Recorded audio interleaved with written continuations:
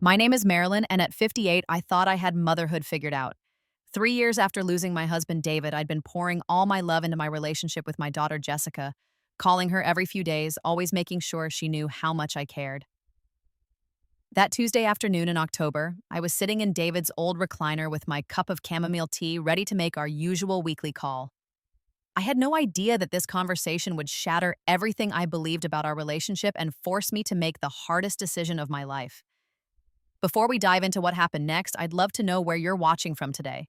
Please hit that like button if you've ever felt like you were giving your all to someone who didn't appreciate it, and don't forget to subscribe because this story will show you exactly how sometimes the most painful truths can become the greatest gifts. Now, let me tell you about the phone call that changed everything. The house felt extra quiet that afternoon as I settled into the worn leather recliner where David used to read his evening paper. Living alone in our little ranch home in suburban Cincinnati had become my new normal, though I'd never quite gotten used to the silence. The walls were still covered with photos of Jessica from kindergarten through law school graduation, each one a reminder of the bright, ambitious daughter who had once called me every single day during her college years at Ohio State. Those daily calls seemed like a lifetime ago now. After David's sudden heart attack 3 years earlier, Jessica had thrown herself into her legal career in Chicago with an intensity that both worried and impressed me.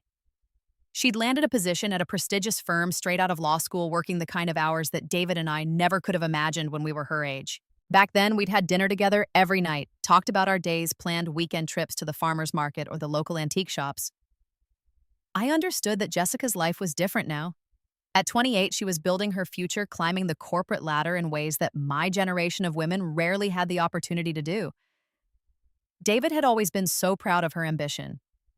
"She's going to change the world," he'd say, whenever Jessica called to tell us about another case she'd won or another promotion she was being considered for. But lately, our conversations felt rushed obligatory. Jessica would answer my calls between meetings, her voice distant and distracted. I'd ask about her health, her apartment, whether she was eating enough, and she'd give me quick surface-level answers before explaining she had to run to another appointment.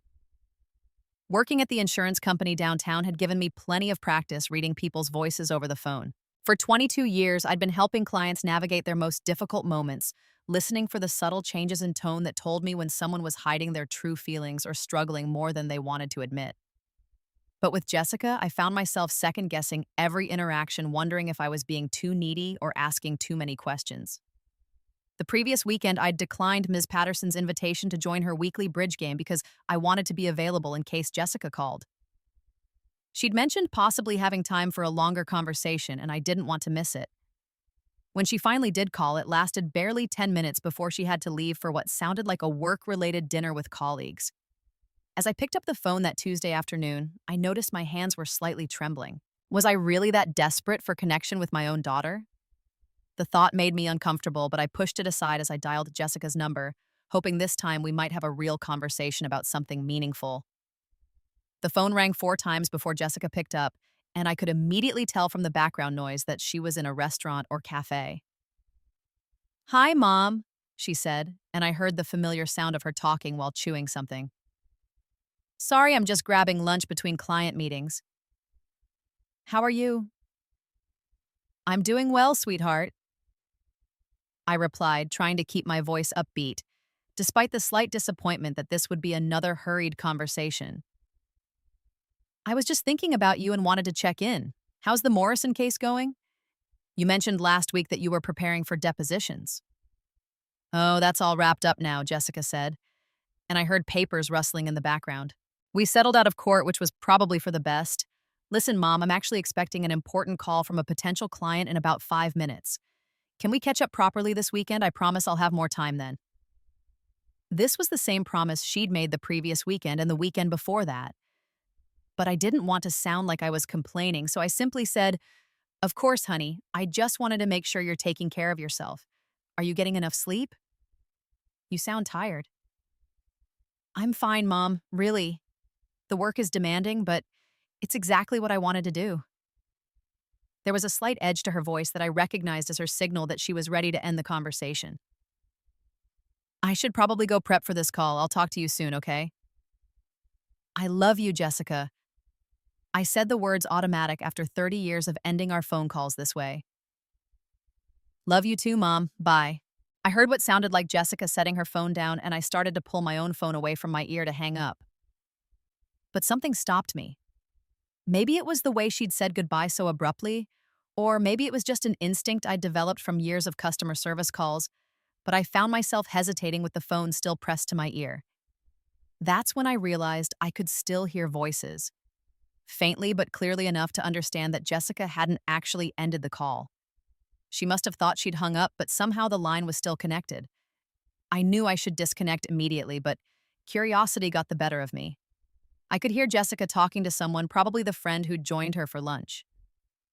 My finger hovered over the red end call button, but I couldn't quite bring myself to press it. This was my daughter, and if she was having a conversation about her life, maybe I'd finally get some insight into what was really going on with her. The rational part of my mind knew this was wrong, that I was essentially eavesdropping, but the mother in me desperately wanted to understand why our relationship had become so distant. Sorry about that, I heard Jessica say to whoever was with her. That was my mom doing her usual check-in thing. A female voice, probably Jessica's friend Sarah, whom she'd mentioned, occasionally responded. How's your mom doing? It's been, 3 years since your dad passed? Yeah, 3 years last spring, Jessica replied, and I could hear the sound of ice clinking in a glass. And honestly, Sarah, she's becoming a real problem. I mean, I get it that she's lonely since dad died and all, but she calls me constantly, like every few days, with the same questions about whether I'm eating enough, sleeping enough, working too hard. It's exhausting. My chest tightened as I listened, but I couldn't bring myself to hang up. This was the most honest conversation I'd heard from Jessica in months, even if it wasn't meant for my ears. That's tough, Sarah said sympathetically. My mom went through something similar after my parents divorced. Have you tried talking to her about it? I've tried being subtle about it, but she doesn't seem to get the hint, Jessica continued. The thing is, she's turned into such a loser since dad died. She just sits at home feeling sorry for herself, working her boring insurance job, and then calls me like I'm supposed to be her entire social life. It's honestly kind of pathetic. The word hit me like a physical blow. Loser. My own daughter had just called me a loser. Maybe she just needs to find some hobbies or make new friends, Sarah suggested. It's probably hard for her to start over at her age. I've suggested that, but she's too stubborn to actually do anything about it, Jessica said, and I could hear her fork clinking against her plate. She turned down some guy from her work who asked her out, and I know Ms. Patterson next door keeps inviting her to things, but she always says no. Then she acts surprised when she's lonely. My hands were shaking now, and I gripped the phone tighter to keep from dropping it. Every word felt like a knife twisting deeper into my chest. This was really how Jessica saw me, as some pathetic, desperate woman clinging to her successful daughter. The worst part is the guilt trips. Jessica continued, her voice taking on a frustrated tone. She doesn't say it directly, but there's always this underlying message that I'm all she has left, that I need to call more often or visit more often. Sometimes I feel like she's trying to manipulate me into giving up my own life to keep her company. That's not fair to you, Sarah agreed. You've worked too hard to build your career to let anyone, even your mom, make you feel guilty about living your life. Exactly. And I know this sounds awful, but sometimes I dread her calls. Like today, I was having a perfectly nice lunch, and then she calls with the same routine questions, the same needy tone in her voice. I just wish she could find some way to be happy that doesn't revolve around me. The conversation continued, but I could barely process the words anymore. My daughter, the child I'd raised, supported through college, celebrated every achievement, with thought I was a pathetic loser who was trying to ruin her life. The woman who used to call me her best friend now dreaded hearing from me. I sat in David's chair, still holding the phone to my ear, as tears began streaming down my face, listening to my daughter dissect everything that was wrong with me to her friend, and the worst part was that some of what she was saying was true. When Jessica's voice finally faded and I heard the definitive click of her hanging up, I continued sitting motionless in the recliner for what felt like hours, but was probably only 20 minutes. The late afternoon sun slanted through the living room window, casting long shadows across the hardwood floor that David and I had installed ourselves during our second year in this house. I looked around the room with fresh eyes, trying to see it the way Jessica apparently saw my life. The stack of unread romance novels on the side table, the TV remote within easy reach still set to the news channel I watched every evening. The collection of family photos featuring Jessica at various stages of her life, but hardly any pictures of me with friends or doing activities on my own. When had I become this person? When had I transformed from the confident woman who used to plan dinner parties, take art classes at the community center, and maintain an active social life into someone whose primary focus was waiting for phone calls from her daughter? I thought back to the months immediately following David's funeral. Jessica had been wonderful then, calling multiple times a day, flying home from Chicago, every other weekend to check on me, helping me navigate the insurance paperwork and financial arrangements that felt overwhelming in my grief. She'd been my lifeline during the darkest period of my life, and I'd grown accustomed to that level of attention and support. But gradually, as I'd started to feel more stable emotionally, Jessica had naturally begun to pull back and resume her normal life. That was healthy and expected. The problem was that I hadn't pulled back with her. Instead, I'd continued to rely on her for the emotional support that should have been coming from a broader network of friends and activities. Last month, Robert from the actuarial department at work had asked if I'd like to join him for dinner at that new Italian place downtown. He was a widower himself, lost his wife to cancer 2 years ago, and we'd had several pleasant conversations during our lunch breaks. But I'd declined telling myself that I wasn't ready to date and that it would feel like a betrayal of David's memory. Now I realized the real reason I'd said no was because Saturday evenings were when Jessica sometimes had time for longer phone calls, and I didn't want to miss that opportunity. I'd turned down a chance to spend time with a kind, interesting man because I was sitting at home hoping my daughter might call. Ms. Patterson had invited me to join her book club at least 6 times over the past year. The group met every other Wednesday evening to discuss everything from historical fiction to memoirs, exactly the kind of intellectual stimulation I'd been craving. But I'd always found excuses to decline, usually something about being too tired after work or having other commitments. The truth was that I'd convinced myself I needed to be available in case Jessica needed something. Even at work, I'd noticed that I'd stopped participating in the optional social activities. The company picnic last summer, the holiday party in December, casual after-work drinks when someone was celebrating a promotion or a birthday. I'd attend the mandatory meetings and do my job efficiently, but I'd stopped engaging with my colleagues as friends. The woman Jessica had described on the phone was accurate. I had turned into someone who lived vicariously through her daughter's accomplishments while letting my own life shrink smaller and smaller. And if I was being completely honest with myself, maybe there had been some manipulation involved.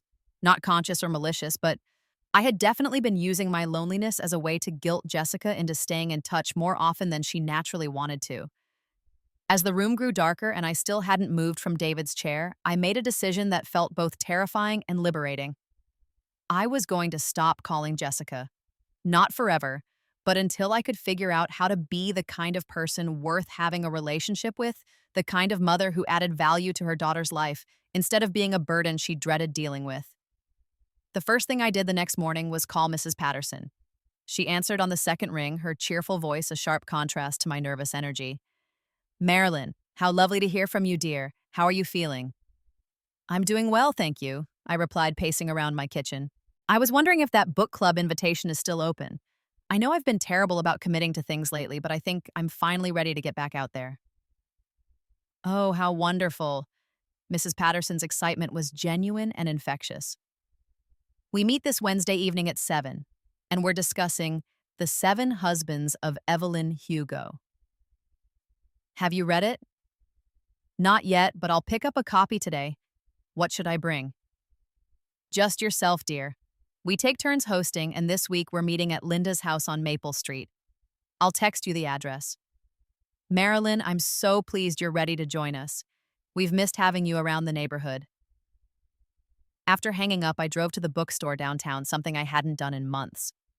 The young woman at the register was enthusiastic about my book selection and recommended several others by the same author. I found myself buying 3 books instead of one, feeling excited about having a reading project that had nothing to do with waiting for Jessica to call. That afternoon, I did something I'd been putting off for over a year. I called Robert from work. "Marilyn, what a nice surprise," he said when I identified myself. "How can I help you?"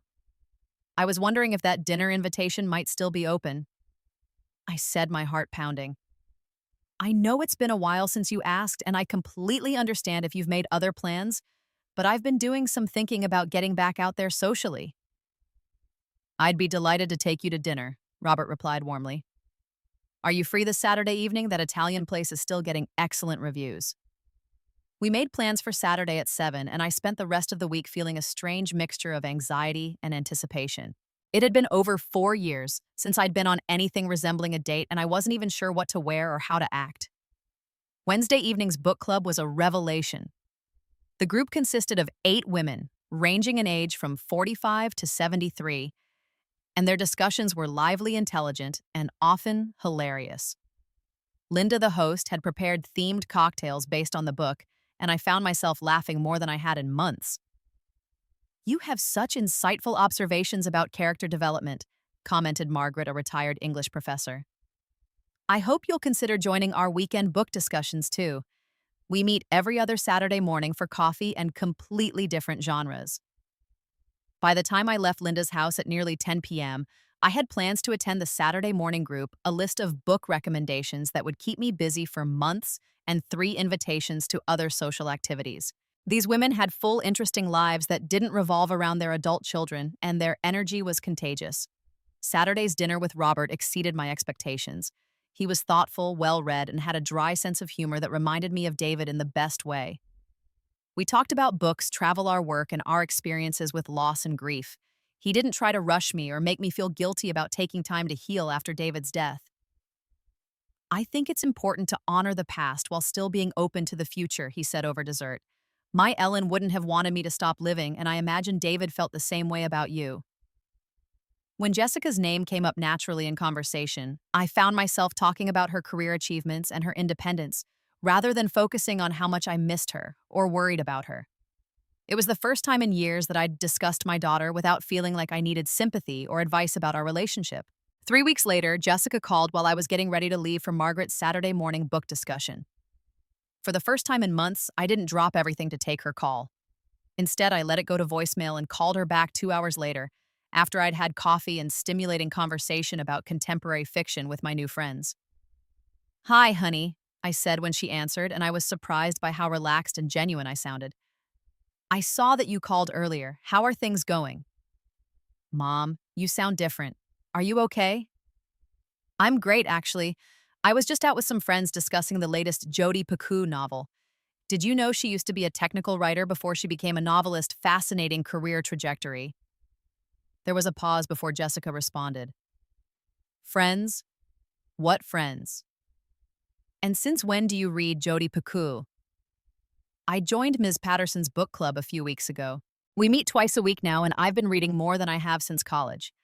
It turns out I really enjoy literary discussions. How's work treating you? Work is fine, Jessica said, but she sounded distracted. Mom, this is going to sound strange, but you seem really different. Are you sure everything's okay? You're not sick or anything, are you? I've never felt better, sweetheart.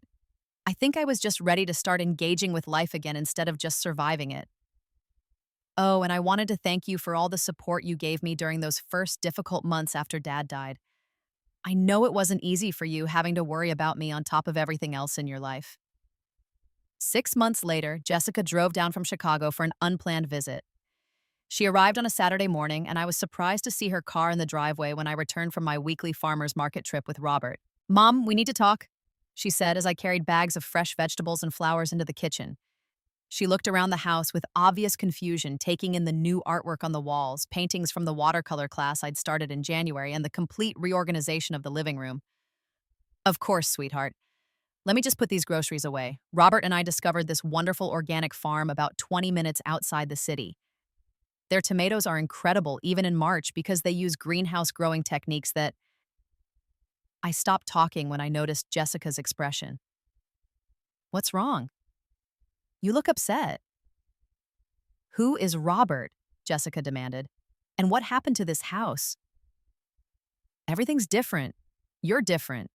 And why haven't you been calling me? I finished putting the vegetables in the refrigerator before turning to face my daughter fully. She was wearing an expensive-looking business suit even though it was Saturday, and her hair was pulled back in the same severe style she'd worn for the past 2 years. but her eyes looked tired and there was a vulnerability in her posture that reminded me of the little girl who used to crawl into my bed during thunderstorms. Robert is a friend from work. We've been spending time together going to dinner, visiting museums, that sort of thing. And you're right that I haven't been calling as much lately. I realized I was becoming too dependent on our conversations for my social interaction, which wasn't fair to either of us.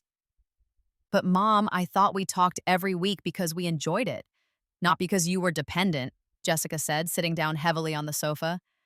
I mean, I know I've been busy with work, but I assumed you understood that I still wanted to stay in touch.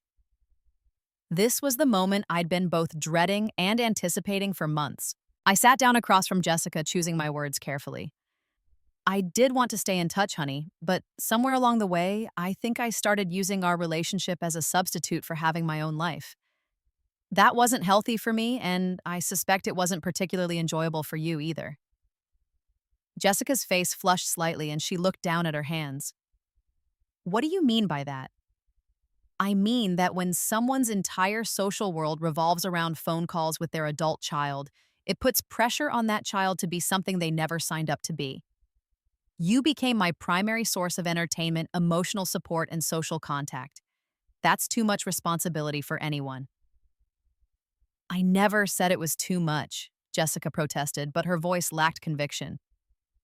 You didn't have to say it directly, Basain, I replied gently. I could hear it in your voice during our conversations.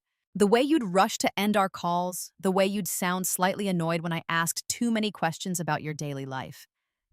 I was treating you like a diary instead of like a daughter. Jessica was quiet for several minutes, staring out the window at Mrs. Patterson's garden. Finally, she said, I did feel pressured sometimes, but I thought that was just part of being a good daughter, especially after Dad died. I didn't want you to be alone. And I appreciate that more than you know, I said sincerely. But being alone and being lonely are two different things. I was lonely because I'd stopped cultivating friendships and interests that had nothing to do with you. That's not your responsibility to fix. So, what's different now? Jessica asked, and I could hear genuine curiosity in her voice for the first time since she'd arrived. Now I have a life that I find interesting and fulfilling, I replied. I have friends who share my interests in books and art and travel. I have activities that challenge me intellectually and creatively. I have a gentleman friend who enjoys my company for who I am not, because he needs me to fill some emotional void. When I talk to you now, it's because I want to share something positive about my life or hear about yours, not because I need you to entertain me or make me feel less lonely. Jessica nodded slowly, and I could see her processing this information. I guess I never thought about it that way. I just knew that our conversations had started feeling like work. Like I had to manage your emotions instead of just talking to my mom. That must have been exhausting, I acknowledged. And it probably made you want to call less often, which made me feel more rejected, which made me needier during our conversations. It was a cycle that wasn't good for either of us. So, are you saying you don't want to talk to me as much anymore? Jessica asked, and for the first time that day, she sounded like the little girl I remembered rather than the stressed-out lawyer she'd become. I'm saying I want our conversations to be something we both look forward to instead of something you feel obligated to endure. I want to be the kind of mother who adds value to your life, not someone who drains your energy. We talked for another 2 hours, and it was the most honest conversation we'd had since Jessica was in high school. She told me about the pressure she felt at work, her fear that she was becoming too focused on her career at the expense of personal relationships, and her confusion about what she actually wanted her life to look like. I shared stories about my book club friends, my art classes, and the surprising joy I'd found in rediscovering who I was outside of being a wife and mother. When she left for Chicago the next morning, Jessica hugged me longer than she had in years. I'm proud of you, Mom, she whispered. And I'm sorry if I ever made you feel like you were bothering me. I was just scared that if I didn't set boundaries, I'd end up feeling guilty about living my own life. You never need to feel guilty about that, I assured her. Living your own life fully is the best gift you can give yourself and the people who love you. 2 months later, Jessica called me on a Tuesday evening, not because it had been a certain number of days since our last conversation, but because she'd had an experience she wanted to share with someone who would understand its significance. Mom, you'll never guess what happened today, she said, and I could hear genuine excitement in her voice. I won the Morrison case, the really complicated corporate litigation I've been working on for 8 months. Jessica, that's wonderful. Tell me everything. She spent 20 minutes describing the final day of testimony, the judge's decision, and her client's reaction. But more importantly, she told me how proud she felt of the work she'd done and how much she'd learned from the experience. I called you first, she said near the end of our conversation. I wanted to share this with you because I know you understand how hard I've worked for this. I do understand, I replied. And I'm incredibly proud of you, not just for winning, but for the integrity and dedication you bring to your work. Speaking of work, Jessica said, how's your painting class going? And are you still seeing Robert? I told her about the landscape I was working on for the local art fair and about Robert's invitation to join him on a weekend trip to Louisville to visit some museums and historic sites. We made plans for her to visit the following month, not because either of us felt obligated to maintain a visiting schedule, but because we both wanted to spend time together. After we hung up, I sat in my newly rearranged living room surrounded by books I was excited to read, paintings I'd created myself, and photos from recent adventures with friends. The house felt full of life in a way it hadn't since David's death, but it was a different kind of fullness than I'd shared with him. This was entirely my own creation. I thought about that devastating phone call 8 months earlier when I'd accidentally overheard Jessica call me a loser. At the time, it had felt like the end of the world, like confirmation of my worst fears about myself and my relationship with my daughter. But it had actually been the beginning of something much better than what I'd lost. Sometimes, the most painful truths are also the most necessary ones. Hearing Jessica's honest assessment of my life had forced me to confront the reality that I'd been slowly disappearing into a version of myself that none of us recognized or respected. That accidental conversation had been the wake-up call I needed to remember that being someone worth loving means being someone worth knowing. The relationship Jessica and I have now is built on mutual respect rather than obligation. We talk because we enjoy each other's company, not because either of us feels guilty or needy. I share my adventures and interests with her, and she shares hers with me. We're both living full, independent lives that happen to intersect beautifully, rather than one of us being dependent on the other for emotional survival. I've learned that loving someone deeply doesn't require sacrificing your own identity. In fact, the opposite is true. The more fully I live my own life, the more I have to offer the people I care about. And the more Jessica sees me as a complete person with my own interests and relationships, the more she seems to value and enjoy our connection. That phone call I accidentally overheard was supposed to be a private conversation between Jessica and her friend, but it ended up being exactly the conversation I needed to hear delivered at exactly the moment when I was finally ready to act on what I learned. Sometimes, life's greatest gifts come disguised as its most painful moments. Now, when Jessica and I talk, neither of us is acting out of guilt, obligation, or neediness. We're two women who happen to love each other deeply and who each have stories worth sharing, and that I've discovered is the foundation of every relationship worth having. Have you ever had a moment when hearing something painful about yourself turned out to be exactly what you needed to change your life for the better? I'd love to hear your stories in the comments below. And if this story resonated with you, please give it a like and share it with someone who might need to hear this message. Don't forget to subscribe for more real-life stories about finding strength in unexpected places. Remember, it's never too late to become the person you were meant to be, and sometimes the most devastating conversations can become the most liberating ones. Thank you for listening to my story, and I hope it reminds you that your worth isn't measured by how much others need you, but by how fully you choose to live your own beautiful life.